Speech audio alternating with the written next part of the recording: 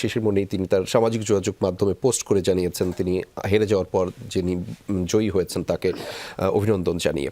এবং আমরা দুই দলের প্রধানের আসলে মন্তব্যটি শুনছিলাম, গণমাধ্যমে তারা আলাদা আলাদাভাবে কথা বলছিলেন।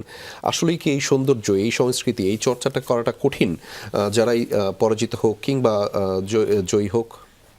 দেখেন, এটা কঠিন কি সহজ বলা বড় কঠিন এই কারণে যে যদি দুই দলের মধ্যে পার্থক্যটা খুব কম হতো না, তাহলে অন্য কথা শুনতেন।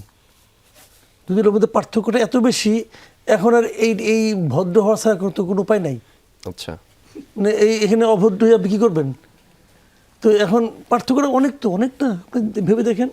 কিন্তু আমাদের আসলে কালচারটা বড় কঠিন, বুঝছেন? আমাদের এই কালচারে আমরা দেখেন 91-এ আমার জীবনে দেখা সেরা নির্বাচন হয়েছে 91-এ, কিন্তু ওরা তো শেখ হাসিনা পছন্দ হয় নাই। উনি বলছেন এটা সূক্ষ্ম কারচুপ হয়েছে। মানে সূক্ষ্ম কারচুপ হয়েছে বলার মাধ্যমে উনি কিন্তু কেবল যারা নির্বাচনটা পরিচালনা করছেন তাদেরকেই কিন্তু মানে তাদের প্রতি উনি অনাস্থা জ্ঞাপন করেন নাই। যারা ভোট দিয়েছেন তাদেরকে উনি অসম্মান করেছেন কিন্তু আসলে অন্যভাবে দেখলে পরে। তো 96 খালেদা জিয়া বলছে স্থূল কারচুপ হয়েছে। তো আমাদের এখানে নির্বাচনের পরাজয় মেনে নেওয়ার ঐতিহ্য এবং সংস্কৃতি খুব কমন না, কাজেই অথচ এটা কমন হতে পারতো।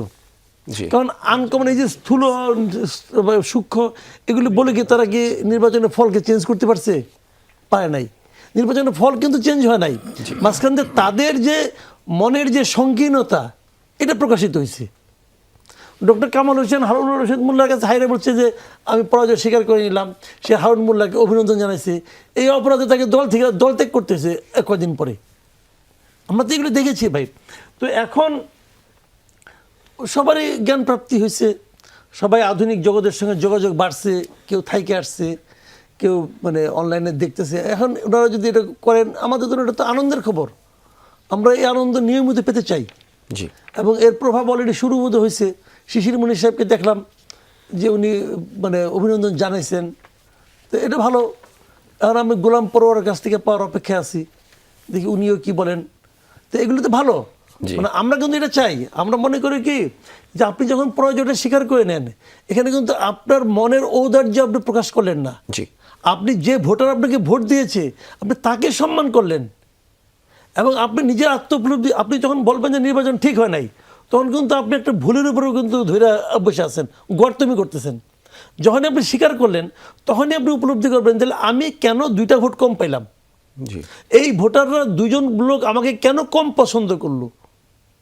এই যে আপনার চিন্তাটা, যখন এই চিন্তাটা আপনি মনের মধ্যে মানে ধারণ করবেন, লালন করবেন, তখনই আমরা বুঝবো যে আমরা আসলে সামনের দিকে যাচ্ছি।